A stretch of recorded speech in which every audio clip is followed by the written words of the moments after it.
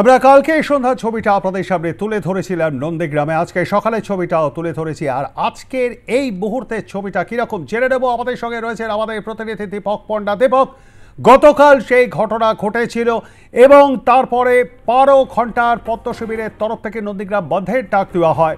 পথ অবরোধ, বিক্ষোভ, পুলিশের লাঠিচার্জ, নন্দীগ্রাম থানা ঘেরাও। নন্দীগ্রাম থানায় ঢুকে যান শুভেন্দু অধিকারী, কৈফিয়ত তলব, আইসি বদলের দাবি। আজকে সকালের ছবিটা তুমি তুলে ধরেছো, এখনকার ছবিটা কিরকম, যেখানে রাত পোহালেই ভোট গ্রহণ?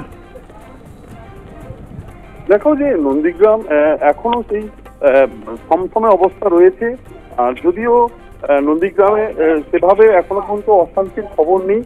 গতকাল যা হয়েছে অশান্তি, সেই অশান্তিতে বেশ কয়েকজন নন্দীগ্রাম সুপার স্পেশালিটি হাসপাতালে ভর্তি রয়েছে। এবং গতকাল সেই বিজেপির হামলার পরে আবারও সোনাচুড়ার পরে আবার নন্দীগ্রাম 2 ব্লকের ভেকুটিয়াতে বিজেপির আক্রমণে প্রায় 5-6 জন তৃণমূলের কর্মীর মাথা ফাটলো এবং তাদেরকে ভেকুটিয়া এবং নন্দীগ্রাম 2 ব্লকের সেই সমস্ত আহতদেরকে নন্দীগ্রাম রেয়াপাড়া হাসপাতালে ভর্তি করা হয়েছে এবং তাদের চিকিৎসা চলছে।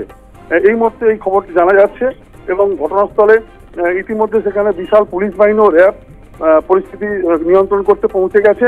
কিন্তু সার্বিক ক্ষেত্রে রাস্তায় প্রচুর পরিমাণে কেন্দ্র বাহিনী এবং পুলিশ মোতায়েন করা হয়েছে।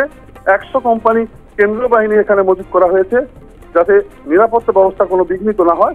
এবং গতকাল রাত্রে বিজেপির পরে তৃণমূলের উপরে আক্রমণের ফলে প্রায় 5-6 জন রেয়াপাড়া হাসপাতালে এই মুহূর্তে ভর্তি রয়েছে এবং এই খবর আমাদের কাছে এসেছে এই মুহূর্তে। এবং আর বাকি যে সমস্ত ব্লকগুলো রয়েছে সেই ব্লকে আপাতত পুলিশ টহল রয়েছে এবং অশান্তির এখনো সেরকম খবর কোনো এখনো পাওয়া যায়নি।